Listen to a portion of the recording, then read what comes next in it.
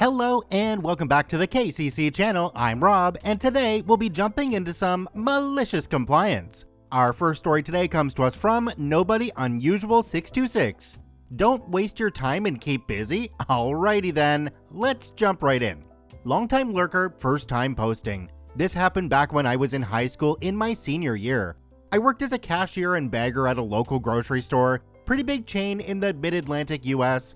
I started as a bagger and then was trained as a cashier after a year. I got paid a bit over minimum wage and usually worked between 25 and 36 hours a week, mostly 7.5-hour shifts, so they didn't have to give me a lunch, just a 15-minute break, which I wasn't guaranteed. It was a pretty crap job, and people were always calling off. If you've worked or do work in retail, you can probably guess why. So there was usually a lot of available shifts, so long as you didn't go over on your hours. If you were part-time and over 18, like I was, you couldn't work more than 36 hours a week. At the time of this story, I had been working there for about 3 years and was well liked by mostly everyone. I had customers who would only check out with me if I was working, and I generally just kept busy if things were slow. I'd empty the trash cans under each register, refill bags, etc. My supervisors generally had me in the express lanes on Sunday, always our busiest day, because they knew I could do the job and would do it right. I didn't want to rise to checkout coach, front-end supervisor, because that would mean full-time and no social life, so I was happy where I was.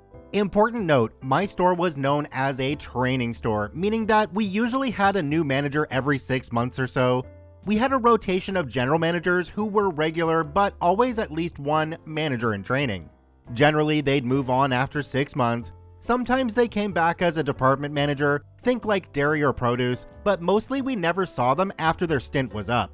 Sometimes we got some pretty good ones, most of them were not great, and then there was Mel.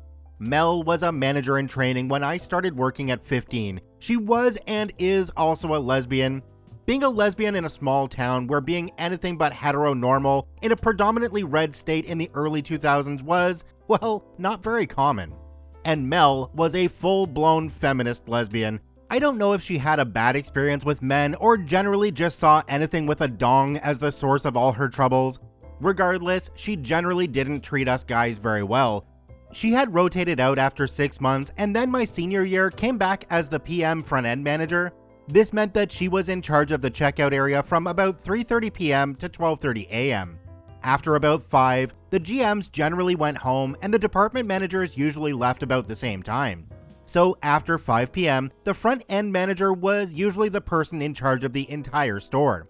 They could call a local GM should they absolutely need to, but they were expected to handle everything that came their way.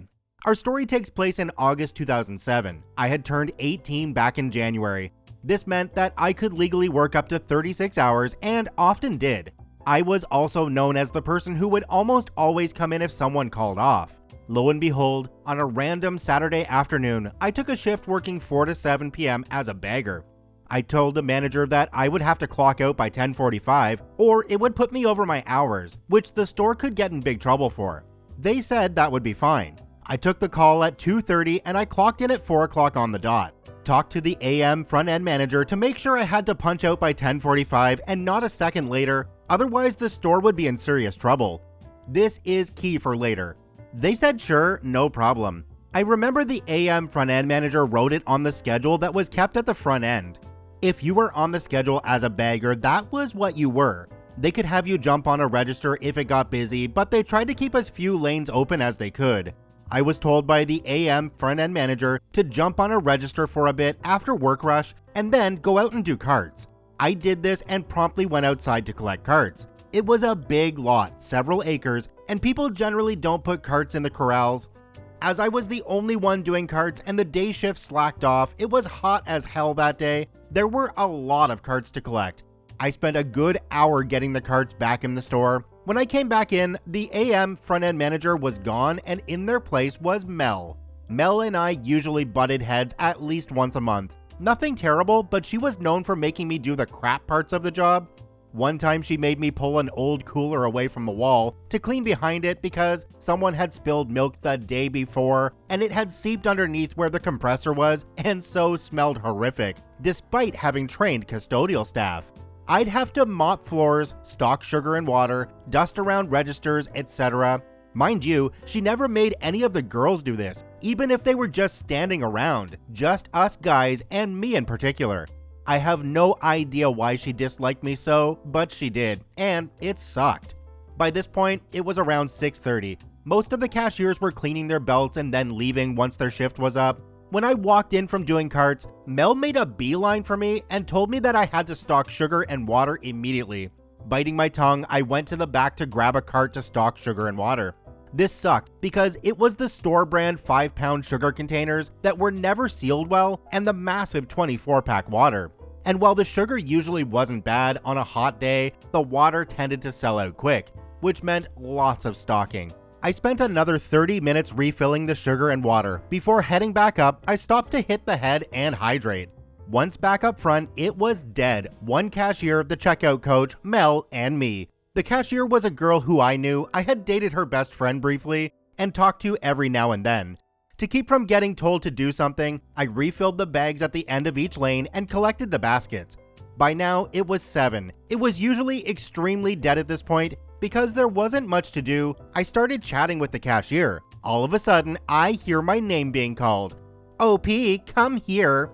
I walk over to the front end counter where she and her friend, the checkout coach, were just talking before she saw me talking to the cashier. What's up? I know you like talking to the girls, but you're here to work, not waste my time. You know you're supposed to keep busy. You're wasting my time here. You can go and do garbage now and replace all the bags. I was pissed. Here I was working extra hours and I had to put up with Mel, and being told that I was slacking when I was known to be a pretty good worker. But as I walked away, a plan formulated. Garbage was just that, collecting garbage. The store had approximately 50 garbage cans of all sizes inside the store, 4 outside by the entrances, 6 in the corrals, and 8 at the gas station that was approximately 200 yards away. Most of the bags were the big industrial-sized ones you can fit a Mini Cooper in. Garbage detail sucked, but generally, if the day shift did it in the morning, it wasn't bad, but they never did. We had to use what we called U-boats, inversed U-shaped handles, to collect garbage, which is about as useful as a tanning bed in the Sahara. You could only put a few bags on it at a time before it was full, and you had to go slow so the bags didn't fall off and rip. Sometimes I'd tie the bags to the U-boat, but that meant that they were free to swing around. Because I just did the job the way they wanted, I was usually asked to do it, but only if the bags were full or ripped.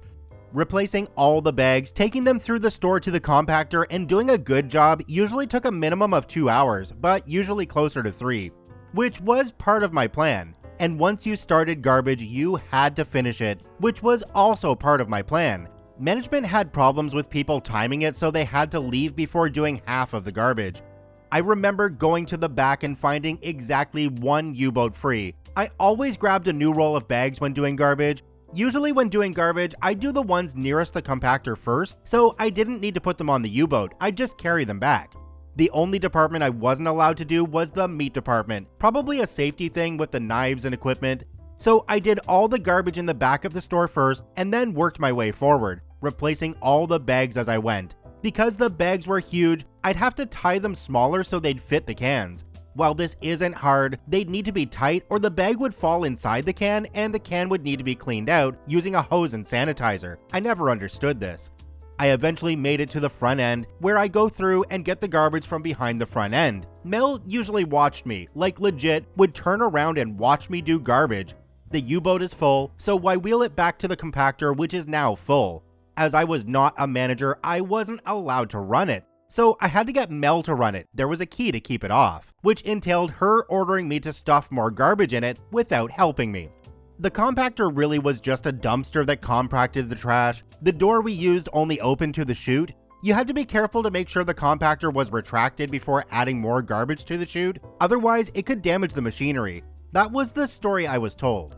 Mel, being the conscientious manager, made sure that it was retracted before I added more. The snag was the machine was slow, especially when the dumpster was empty. There was no way to see how empty it was other than to listen to it and stop it when it seemed to be under stress. As Mel was in a hurry to get back to the front end, she ordered me to just stack the garbage in front of the door to the chute and let her know when I was done with the garbage, and then I could add the garbage to the chute with her running the compactor. Problem was, I was now heading outside. This was the part that took the longest, as cans next to the entrance were always full. The corrals were pretty far apart, and their cans were always full. I found a whole fake Christmas tree at a corral garbage can once. And then there was the gas station cans, which were always full. This was going to take at least an hour. It was already about 9 o'clock. If I was in a hurry, which I wasn't. Why not, you ask? Because it was Saturday night.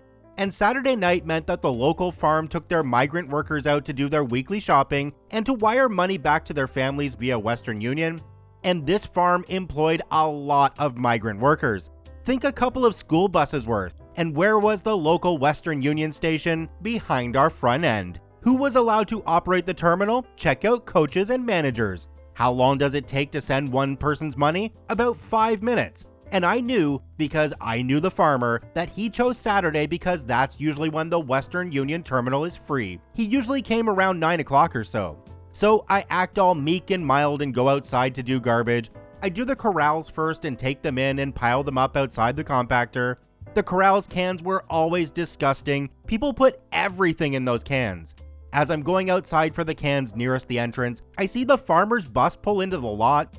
I counted as 32 workers got off the bus and walk into the store. I looked at my watch. This is before cell phones, kiddos, and it's 9:15. Perfect. I take my sweet time doing the garbage by the entrance and even got the one in front of Blockbuster just to use up more time, dragging my feet all the while. By now, it's 9:40. I take a load in. Mel is hard at work at the Western Union computer wiring money. I'll say this for her, she worked hard, but it was bittersweet because these workers haven't been around women much, and even though they're speaking Spanish, they're talking to her and hitting on her. Mel, who is Hispanic but doesn't look it, understands every word. I'm sure it pained her little heart to smile as each worker tried hitting on her or talking to her. I take the garbage back, piling up the bags in front of the chute. The pile is now waist high, and it reeks. It's August, remember? Back to the gas station. I take my sweet time and get all of the gas station bags and the bag in the hut in 2 trips. This takes another 45 minutes, mainly due to the slow walk back. Each time I make sure to just breeze back to the compactor, piling the bags and heading back outside. I made sure one bag ripped, so I had to stop and put that bag in another bag. Don't want to leave a mess now, do we? And then take it back inside. I drop off the U-boat and clean it off. We had to hose it down, otherwise the smell would be worse. We usually cleaned it off with a hose and a disinfectant. So I made sure that U-boat was really clean. I spent 10 minutes hosing it down and getting it nice and purty. It is now 10:40, 5 minutes before I have to punch out. I walk very slowly up to the front end. Mel has gotten through about half the migrant workers. The migrant workers are just shooting the bull and having a good time not working and flirting with the cashier. Most of them went back to the bus to wait.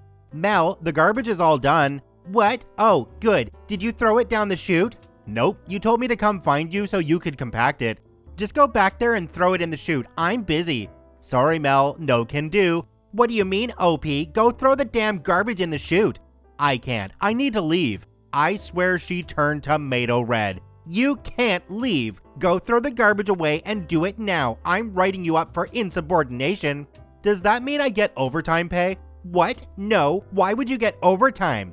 Because I need to punch out in about a minute or I'll be over my hours and you'll have to explain to the GM why I have to get overtime pay. You're what? I explained quickly that I was already at my max hours for the week. The AM front-end manager had cleared this with the GM that I punch out at 10:45 p.m. and had written it down on the schedule. All the while, the checkout coach is trying to ring up some of the migrant workers, and the cashier is signaling that she needs a manager's help. Mel looked like she was going to have a conniption, but she can't because my butt is covered. I punched out, grabbed my keys from my locker, and headed out the door. The cherry on top, I found out later that Mel had to throw the garbage out herself after it had sat in the back for several hours and blocked the door, meaning that she had to move each bag at least twice. Because the bags weren't the greatest quality, many of them ripped, spilling foul-smelling garbage everywhere, forcing her to then clean the floor. Food was stored there short-term before it was moved to the shelves. Since she was always a sharp dresser, I have no doubt she had to get some clothes professionally laundered, if not just thrown it out. It was almost 1 when she was able to leave from what I heard. Even suckier for her, she was salaried, so it didn't matter how many hours she worked, she didn't get paid anymore. I wish I could say that this stopped her from being a royal biatch, but it didn't. She couldn't say anything to me though because I was just making sure I didn't waste any more time and kept busy. So is the trash supervisor taking the trash out literally the trash removing itself? I was kinda hoping that somewhere in there that manager would have gotten fired, but I guess not. Thanks to OP for posting their story. They're linked in the description down below. Thanks for watching. Have a wonderful day. We'll see you tomorrow.